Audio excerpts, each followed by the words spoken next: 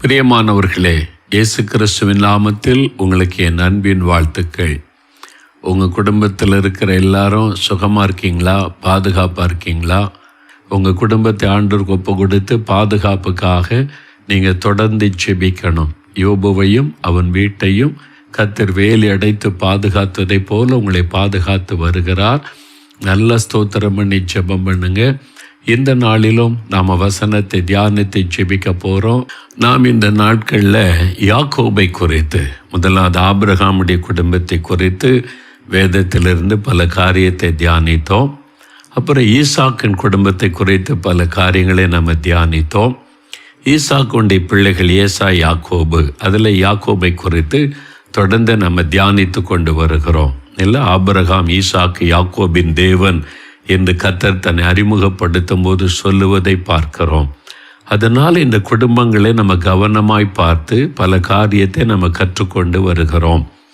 இப்போ யாக்கோபை ஆண்டவர் எப்படி சந்தித்தார், வனாந்தரத்தில் வாக்கு கொடுத்தார் என்பதையெல்லாம் நம்ம கடந்த நாட்களிலே தியானித்தோம். ஆண்டவர் அவரோடு பண்ணின உடன்படிக்கை, யாக்கோபு பண்ணின பொருத்தனின் ஜெபம், அதையெல்லாம் நம்ம பார்த்தோம்ல. இப்போ யாக்கோபு டிராவல் பண்ணி சிரியா தேசத்தில் இருக்கிற தன் மாமன் ஆகிய லாபானுடைய வீட்டுக்கு வருகிறார். அங்கே வந்தபோது அவருக்கு அங்கே 2 பெண் பிள்ளைகள், ராகேல், லேயாள் என்று 2 பெண் பிள்ளைகள். ராகேலை அவர் சௌந்தரியமான பெண்ணாக இருந்ததுனால யாக்கோபுக்கு ரொம்ப பிடித்து விட்டார். அவங்களை எனக்கு திருமணம் செய்து கொடுங்க, அதுக்காக 7 வருஷம் நான் அதற்காக உங்களிடத்தில் வேலை செய்கிறேன் என்று சொல்லி ராகேலை திருமணம் செய்து கொள்ள கேட்கிறார். லாபன் தந்திரமாக என்ன பண்ணுகிறார்? லேயாளை திருமணம் செய்து கொடுத்து விட்டார். லேயாள் கொஞ்சம் அந்த கூச்ச பார்வை உள்ளவள், கொஞ்சம் அந்த ராகேல் அளவுக்கு அழகுள்ள பெண் அல்ல. அதனால் யாக்கோபுக்கு கொஞ்சம் மன வருத்தம். ஆனால் சொல்கிறார், ராகேலே உனக்கு நான் தருகிறேன், அதற்கு 7 வருஷம் நீ வேலை செய் என்று சொல்லுகிறார். அந்த காலத்தில், பழைய ஏற்பாட்டு காலத்தில் 1க்கு மேற்பட்ட மனைவிமார்கள் இருக்கிறதை வேதத்தில் பார்க்கிறோம். அன்னாளுடைய குடும்பத்தில் அவனுக்கு குழந்தை இல்லாததுனால இன்னொரு திருமணம் செய்ததெல்லாம் பார்க்கிறோம். ஆனால் அதை நம்ம இப்போ புதிய ஏற்பாட்டு காலத்தில் பின்பற்ற முடியாது. பழைய ஏற்பாட்டு காலத்தில் பல காரியங்கள் நம்முடைய போதனைக்காகவும் புதிய ஏற்பாட்டினுடைய நிழலாட்டமாய் பல காரியம் எழுதி வைக்கப்பட்டுக்கிற, அவ்வளவுதான். புதிய ஏற்பாட்டு காலத்தில் வரும் பொழுது ஒரே மனைவியை உடைய புருஷனாக இருக்கணும் என்பதான் பைபிளில் சொல்லப்பட்டது.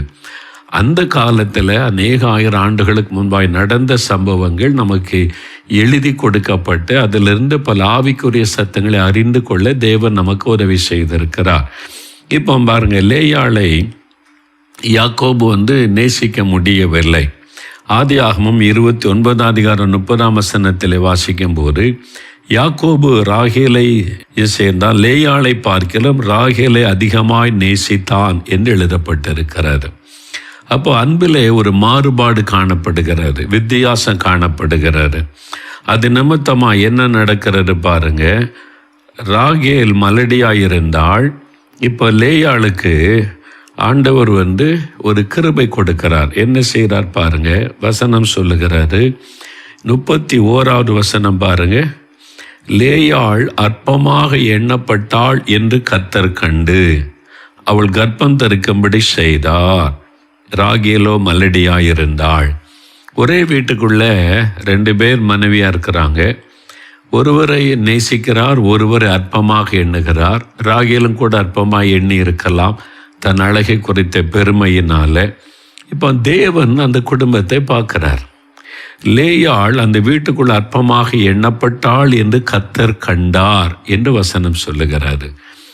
ஒரு வீட்டுக்குள்ள கணவன், மனைவி, மாமனார், மாமியார், அது மாதிரி சொந்தங்கள், கூட்டு குடும்பத்தில் பல குடும்பங்கள் எல்லாம் இணைந்து இருக்கிற குடும்பங்களும் இன்றைக்கும் இருக்கிறது. அப்போ ஒரே வீட்டுக்குள்ள நீங்கள் யாரையும் அற்பமாக எண்ணிவிடக்கூடாது. உங்களை பெருமையாய் நினைத்து யாரையாவது அற்பமாக எண்ணிவிடக்கூடாது. இவன் இந்த குடும்பத்திலிருந்து வந்தவ தானே, இவன் இப்படி தானே, இவனுக்கு படிப்பறிவு கிடையாது, இவளுக்கு இப்படி கிடையாது என்று சொல்லி அற்பமாக எண்ணிவிடக்கூடாது.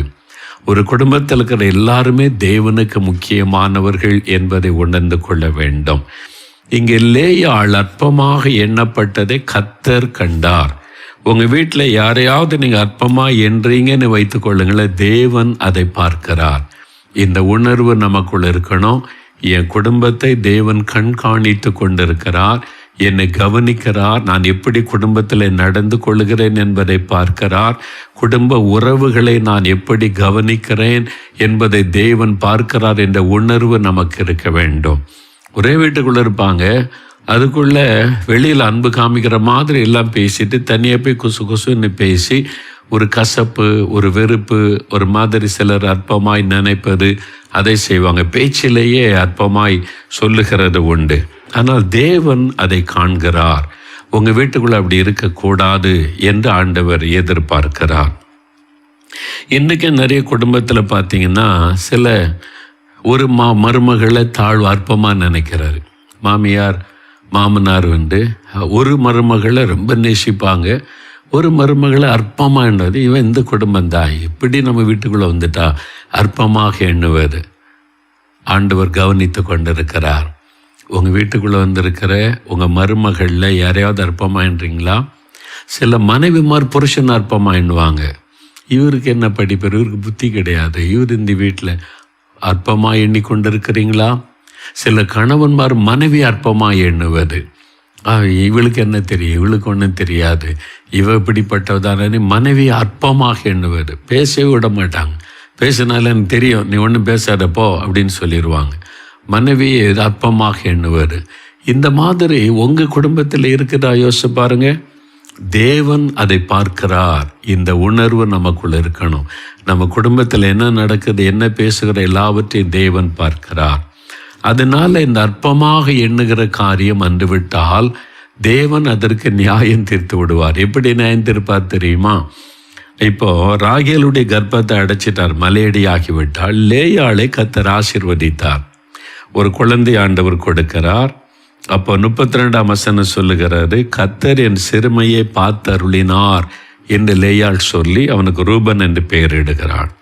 33ஆம் வசனம் பாருங்க, மறுபடியும் ஒரு குழந்தை ஆண்டவர் கொடுத்து, நான் அற்பமாக எண்ணப்பட்டதை கர்த்தர் கேட்டருளினார் என்று சிமியோன் என்று பெயரிடுகிறாள்.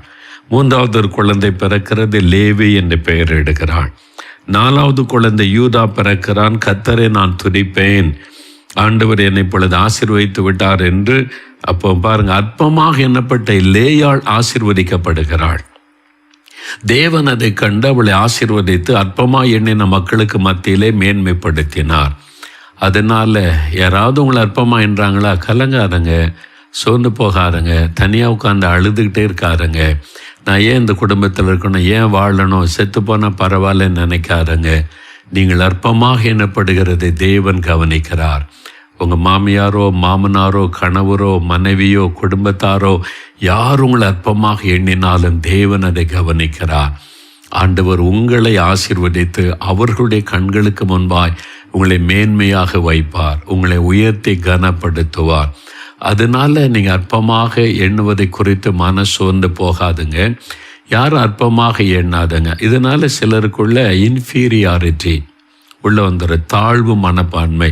ஐயோ, நான் ஒன்றும் படிக்கலை, நான் ஒன்றும் பிரயோஜனமற்றவள், என்னை எல்லாரும் இப்படி தான் நினைக்கிறாங்க, நான் ஒன்றுக்கு உதவாதவள் அப்படின்னு தாழ்வு மனப்பான்மை. சில ஆண்களுக்குள்ள இந்த தாழ்வு மனப்பான்மை வந்துடுறதுனால மனைவியை வெறுக்க ஆரம்பிச்சிருவாங்க. என்னை விட அவள் அதிகமாக படிச்சிருக்கிறா, என்னை விட அதிகமாக சம்பளம் வாங்குகிறா. சிலர் அந்த மாதிரி. சிலர் கணவன் அற்பமாக எண்ணுவது. நீங்கள் என்ன படிச்சிருங்க, பெருசு என்ன சம்பாதிக்கிறீங்க, கணவனோடு அதிக சம்பாதிக்கிறதுனால புருஷனை அற்பமாக எண்ணுவது. சில புருஷர்கள் மனைவி அற்பமாக எண்ணுவது. ரெண்டுமே தவறு. அவர் மாமியார் மாமனார் யாரும் உங்கள் வீட்டுக்கு வந்த மருமகளையோ வாழ வந்தவங்களே அற்பமாக எண்ணக்கூடாது. ஒரு குடும்பத்துக்குள்ளே எல்லாரையும் ஒரே மாதிரி நேசிக்கணும். படிப்பு வைத்து சம்பாத்தியத்தை வைத்து அழகை வைத்து அவங்களுடைய குடும்ப பேக்ரவுண்டை வச்சு அற்பமாக நினைக்கக்கூடாது. அவங்க தேவனால் உங்கள் வீட்டுக்குள்ளே கொண்டு வரப்பட்டவர்கள். அது கர்த்தர் கொடுத்த ஒரு ஆசீர்வாதம் என்பதை நம்ம உணரணும். அந்த குடும்ப சந்தோஷத்தை காத்து கொள்ளணும். உங்கள் வீட்டில் யாருக்கு நீங்கள் அந்த மாதிரி ஒரு பிரச்சனை இருந்தால் இன்றைக்கி ஆண்டவர்கிட்ட ஒப்பு கொடுத்து, ஆண்டவரே இந்த பாவத்தை மன்னிங்க, நான் யாரையும் அற்பமாக நினைக்கக்கூடாது, எங்கள் வீட்டுக்குள்ளே யாரையும் நாங்கள் அற்பமாக ஒருவருக்கொரு நினைக்கக்கூடாது, நாங்கள் எல்லாரையும் ஒரே மாதிரி நேசிக்கணும் அப்படின்னு சொல்லி உங்களை அர்ப்பணித்து கொள்ளுங்க. பார்த்தீங்களா, நீங்கள் லேயாள் அற்பமாக எண்ணப்பட்டதை கர்த்தர் கண்டார். அதனால் லேயாளை ஆசீர்வதிச்சு உயர்த்திட்டார். மற்றவங்க அற்பமாக எண்ண கண்களுக்கு முன்பாக தேவன் அவளுக்கு 4 குழந்தைகளை கொடுத்து ஆசீர்வதித்து விட்டார். அதனால் நீங்களும் சோர்ந்து போகாதங்க. ஆண்டவர் எல்லாரையும் அற்பமாக நினைக்கிறாங்க, அற்பமாக பேசுகிறாங்க. என் குடும்பம் ஏழை குடும்பம் தான், எனக்கு படிப்பறிவுலாம் இல்லை, அதனால என் அற்பமாக நினைக்கிறாங்கன்னு சோர்ந்து போகாதங்க. ஆண்டவர் உங்களை மேன்மையாய் நினைக்கிறார். என் மகனே, என் மகளே, நான் உனக்கு இருக்கிறேன்னு சொல்லி அதனால் உங்களுடைய குடும்ப சமாதானத்தை காத்து கொள்வதில் கவனம் செலுத்துங்க. சரியா? இப்போ நம்ம ஜெபிக்க போகிறோம். இந்த மாதிரி குறைபாடுகள் எங்கள் வீட்டுக்குள்ளே காணப்படக்கூடாது. நாங்கள் யாரையும் அற்பமாக நினைத்து விடவே கூடாது. எல்லாருமே எங்கள் குடும்பத்தில் முக்கியம். என் மனைவி, என்னுடைய கணவர், என் பிள்ளைங்க, என் பெற்றோர், என்னுடைய தாத்தா பாட்டி, என் குடும்பம் எல்லாருமே உறவுகள் முக்கியம் என்கிற ஒரு மனத்துக்கு நீங்கள் ஒப்பு கொடுத்து ஜெபிக்கணும். யாரையும் நாங்கள் அற்பமாக நினைக்கக்கூடாது. ஆண்டவரே என்று அர்ப்பணித்து கொள்ளுங்க. சரியா? சரி, இப்போ நம்ம ஜெபிக்க போகிறோம். ஆண்டவரிடத்தில் எங்கள் குடும்பம் இப்படி தான் இருக்கணும், நாங்கள் சாட்சியாக இருக்கணும் ஒப்பு கொடுங்க. உங்களுடைய ஜெப குறிப்புகளை எடுத்துக்கொள்ளுங்க. எல்லாரும் இப்போ ஆண்டவருடைய முகத்தை நோக்கி பாருங்கள். தகப்பனே, எங்களுக்கு கொடுத்த நல்ல குடும்பத்திற்காக ஸ்தோத்திரம்ப்பா. எங்கள் குடும்பத்தில் நீ தந்திருக்கிற உறவுகளுக்காக ஸ்தோத்திரம். கணவன், மனைவி, பெற்றோர், பிள்ளைகள், மாமனார், மாமியார், ஆண்டவரே நல்ல உறவுகளை, சகோதர சகோதரிகள் என்ற உறவுகளை தந்திருக்கிறீர். நாங்கள் யாரும் அற்பமாக எண்ணாதபடி காத்துக்கொள்ளும். எல்லாரையும் நாங்கள் ஒரே மாதிரி நேசிக்கவும் அன்பு காட்டவும் மரியாதை கொடுக்கவும் நிற்கிறபை தாரும். எங்களுக்குள்ளே ஒருவரைக்கொருவர் மட்டமாய் பேசுவது, செய்வது, காயப்படுத்துகிற எந்த காரியமும் இருக்கக்கூடாது. அந்த பாவங்களை கர்த்தர் மன்னித்து எங்கள் குடும்பத்துக்குள்ளே சமாதானத்தை உண்டாக்கி கர்த்தர் ஆசீர்வதியும். தாழ்வு மனப்பான்மையினாலே பாதிக்கப்பட்டு அற்பமாக எண்ணப்படுகிறேன் என்று கலங்கி நிற்கிற உள்ளங்கள் யாராயிருந்தாலும் அவளை ஆறுதல் படுத்தும். நீர் அவளை ஆசீர்வதித்து மேன்மைப்படுத்த போகிறதற்காய் ஸ்தோத்திரம். குடும்பத்துக்குள்ளே இந்த சமாதானம் ஆசீர்வாதம் வரட்டும். இந்த குடும்பம் பாதுகாக்கப்பட ஜெபிக்கிறோம். எங்கள் வீட்டை சுற்றிலும் வேலி அடைத்து பாதுகாத்து கொள்ளும். தகப்பனை நீர் வாக்கு பண்ணின எழுப்புதலை கட்டளையிடும்.